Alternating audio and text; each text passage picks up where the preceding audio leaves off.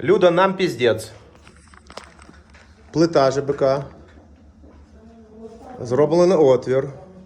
От звідси, отсюди вона висить в повітрі. Звідси до сюди вона висить напираючи. Як ви вважаєте, достатньо цього, щоб вона трималась і нікуди не поїхала? От у мене є розуміння, що це неправильно, хоча, може, не правий. А ви як вважаєте, правильно чи неправильно? Скажіть, будь ласка, в коментарях.